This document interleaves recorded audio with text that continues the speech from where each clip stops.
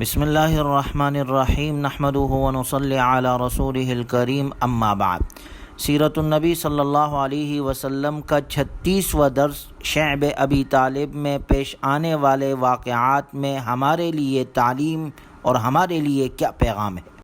حضور اکرم صلی اللہ علیہ وسلم اور آپ کا خاندان بنی ہاشم 3 سال تک شعب ابی طالب میں محصور رہے، اور یہ 3 سال کا عرصہ سخت آزمائش اور بہت مشقت اور اذیت میں گزرا۔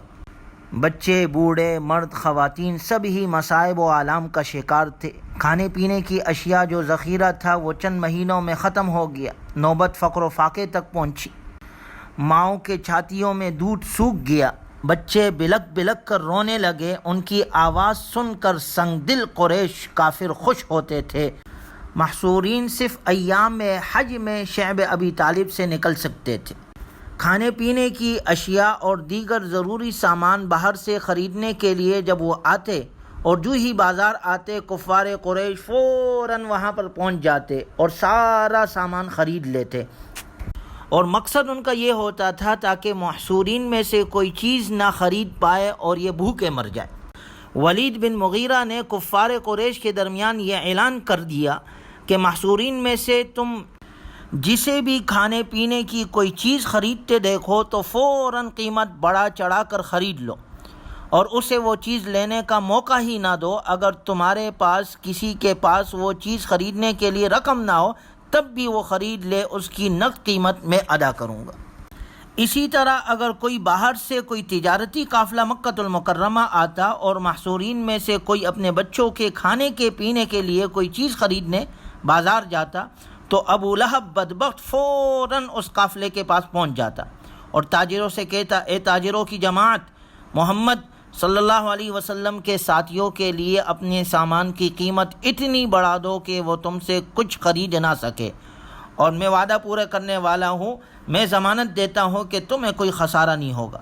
ابو لہب کے کہنے پر وہ تاجر اس قدر قیمت بڑھا دیتے تھے کہ محصورین کا کوئی شخص کچھ بھی نہ خرید پاتا اور خالی ہاتھ واپس ہو جاتا۔ اس طرح بچے بھوک کے مارے روتے تھے اور یہ لوگ انہیں دیکھ کر ہنستے تھے، اور باہر سے آنے والے یہ تاجر بعد میں ابو لہب کے پاس جاتے اور انہیں بھاری منافع دے کر ان کا مال وہ خرید لیتا۔ یعنی ظلم کی انتہا آپ دیکھیں کہ کوئی چیز خرید نہ پائے، کسی چیز ان پر کوئی چیز بیچو نہیں، اگر وہ خریدنے کے لیے آئے دام اتنا بڑھا دو کہ وہ خرید نہ سکے۔ یہ کافروں کفار قریش کی یہ صفت تھی جو آج ہمارے اندر بھی یہ پائی جاتی ہے۔ اللہ ہماری حفاظت فرمائے۔ موجودہ دور میں جو حالات چل رہے ہیں، ان حالات میں ہم لوگوں کے مجبوریوں سے ناجائز فائدہ اٹھاتے ہیں۔ ایک چیز ہمارے پاس ہے، مارکیٹ میں نہیں ہے، ہم کہتے ہیں بھائی وہ 100 کی چیز تو میں 200 میں دوں گا، 500 میں دوں گا، اگر لینی ہے تو لے لو، نہیں لینی ہے تو نہ لو۔ انسانیت ہمارے اندر ختم ہو گئی ہے۔ وہ جذبہ خدمت خلق کا، وہ مسلمانوں کی اعلیٰ صفات، وہ نبی کی تعلیمات ہم بھول چکے ہیں۔ یہ تو کافروں کی صفت ہے۔ ذرا سوچو تو صحیح، اس شعب ابی طالب میں کافر مسلمانوں کے ساتھ یہ معاملہ کرتے تھے جو آج ہم اپنے معاشرے میں، اپنے کاروبار میں مسلمان طبقے کے ساتھ کرتے ہیں۔ ان کی مجبوریوں سے ناجائز فائدہ اٹھاتے ہیں، اور پھر اگر کہتے ہیں جی ہماری زندگی میں سکون نہیں ہے، ہمیں راحت نہیں ہے۔ سکون اور راحت کہاں سے آئے گی جب ہم لوگوں کے ساتھ اس طرح ظالمانہ رویہ اختیار کریں گے جو کافر کرتے تھے؟ تو کہاں سے امن آئے گا، کہاں سے سکون آئے گا، کہاں سے گھر میں خوشحالیاں آئے گی؟ اس واقعے سے ہمیں یہ سبق ملتا ہے کہ اس سے ہم یہ سیکھیں، ہم خدمت خلق کا جذبہ ہم اپنے اندر پیدا کریں۔ اگر ہم قیمت کم نہیں کر سکتے تو زیادتی کا مطالبہ تو نہ کرے۔ جو مناسب ریٹ ایک مارکیٹ میں چل رہا ہے اس کے مطابق اپنی چیزوں کو بھیجے، جس سے مسلمانوں کو بھی فائدہ ہو، معاشرے میں ایک اچھے کردار کرنے والے ہو، اچھے اخلاق کا ہم مظاہرہ کرنے والے ہو۔ اللہ ہم سب میں اچھی صفات پیدا فرمائے، کیونکہ ہمدردی کا جذبہ اور مخلوق خدا کو نفع رسانی کا جذبہ یہ تو ایک عام انسان میں بھی پایا جاتا ہے۔ انہی حالات میں شعب ابی طالب میں جب محصورین تھے یہ سارے افراد، تو انہی حالات میں کچھ انصاف پسند اور ہمدرد افراد خفیہ طور پر ان تک سامان ضرورت پہنچاتے تھے۔ یعنی کفار قریش نے ہر طرح کا بائیکاٹ کیا ہوا تھا، لین دین کا معاملہ بند، شادی بیاہ بند، اسی طرح چیز بیچنی ہے تو مہنگو دامیں بیچنی ہے، لیکن اس کے باوجود اس معاشرے میں بھی کچھ افراد ایسے پائے جاتے تھے جو خفیہ طور پر ان لوگوں کو، ان مسلمانوں کو اپنے رشتہ داروں کے ساتھ اچھا سلوک کرتے تھے اور انہیں کھانے کی اشیاء مہیا کرنے کی کوشش کرتے تھے۔ چنانچہ حضرت حکیم بن حزام رضی اللہ تعالی عنہ جو اس وقت مسلمان نہیں ہوئے تھے، یہ فتح مکہ کے موقع پر مسلمان ہوئے۔ انہوں نے اپنی پھوپھی حضرت خدیجہ رضی اللہ تعالی عنہ کے لیے اپنے غلام کے ہمراہ کچھ غلہ لے جا رہے تھے۔ جاتے ہوئے راستے میں ابو جہل نے دیکھ لیا اور کہنے لگا، اچھا تم بنو ہاشم کے لیے غلہ لے جاتے ہو؟ میں تمہیں ہرگز غلہ لے جانے نہیں دوں گا، یہاں تک کہ سب کے سامنے تمہیں رسوا کروں گا۔ تم نے عہد نامے کی خلاف ورزی کی ہے۔ اتنے میں ایک نیک دل آدمی ابو البختری بن ہشام بھی وہاں پہنچ گئے۔ ابو البختری نے ابو جہل سے کہا کہ آپ کا حکیم بن حزام سے کیا لینا دینا، اور کہنے لگے کہ اگر وہ اپنی پھوپھی کے لیے غلہ لے جا رہے ہیں تو اس میں آپ مزاحمت کیوں کرتے ہیں، اور کہا کہ آپ دور ہو جاؤ، اس کا راستہ چھوڑ دو۔ ابو جہل نے اس کی بات ماننے سے انکار کیا۔ اس طرح بات بڑھ گئی اور وہ دونوں ایک دوسرے کو برا برا کہنے لگے۔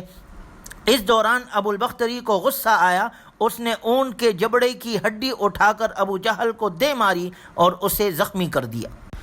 ابو جہل کو مار کھانے سے زیادہ تکلیف اس سے پہنچی کہ حضرت حمزہ رضی اللہ تعالی عنہ کھڑے ہوئے شیب ابی طالب سے یہ سب کچھ دیکھ رہے تھے، تو اس سے زیادہ ان کو تکلیف ہوئی ابو جہل کو کہ یہ تو میں ذلیل ہو رہا ہوں اور مجھے دیکھا جا رہا ہے، میں روک رہا ہوں اور روک نہیں سکتا، اور اس طرح حکیم بن حزام یہ سارے چیزیں لے کر چلے گئے۔ اسی طرح ہشام بن عمر جو بنو ہاشم سے صلہ رحمی کرتے تھے، وہ اونٹ پر کھانے پینے کی چیزیں لاد کر شیب ابی طالب کی طرف چلے جاتے۔ ایک رات ہشام بن عمر کھانے پینے کی چیزوں سے لدے ہوئے 3 اونٹ شیب ابی طالب لے گئے۔ کفار قریش کو اس کا علم ہو گیا۔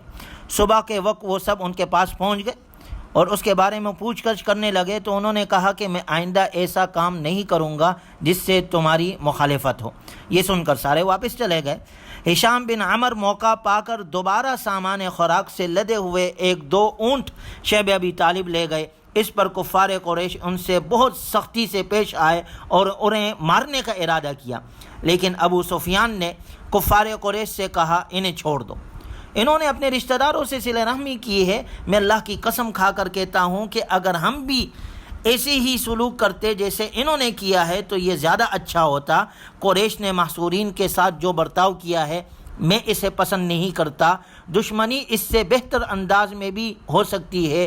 ابو سفیان کی یہ بات سن کر لوگ خاموش ہو گئے اور واپس چلے گئے۔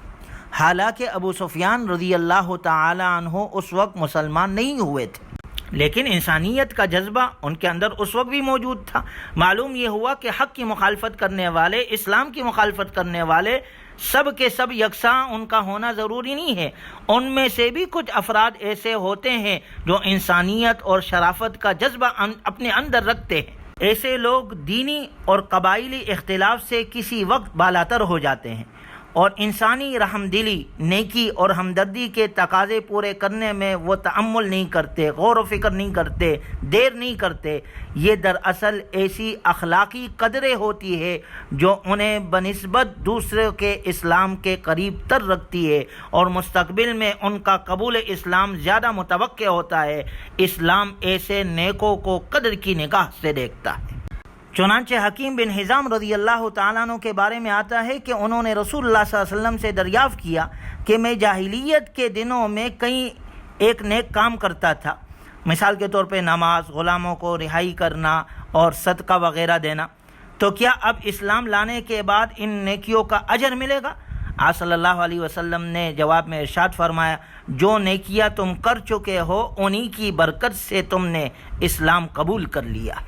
گویا بسا اوقات کفر کی زندگی میں کرنے والی نیکیاں ایمان لانے کا سبب بن جاتی ہیں۔ تو ایک مسلمان اگر یہ نیکی کرے گا، صلہ رحمی کرے گا اور اس طرح ناقصوں کے ساتھ، اس طرح پریشان اور مصیبت میں مبتلا لوگوں کے ساتھ مدد کرے گا تو اس کی کیا شان ہوگی۔ اللہ نے قرآن میں ذکر کیا اما ما ينفع الناس فيمكث في الارض، جو لوگوں کی نفع رسانی کے لیے کام کرتے ہیں اللہ انہیں زمین میں جمع دیتے ہیں۔ اللہ ہمیں بھی یہ صفت ہم میں بھی پیدا فرمائے اور خدمت خلق اور لوگوں کے ساتھ اچھے تعاون کرنے کا اور نبی کی تعلیمات پر عمل کی توفیق نصیب فرمائے۔ وآخر دعوانا ان الحمد للہ رب العالمین۔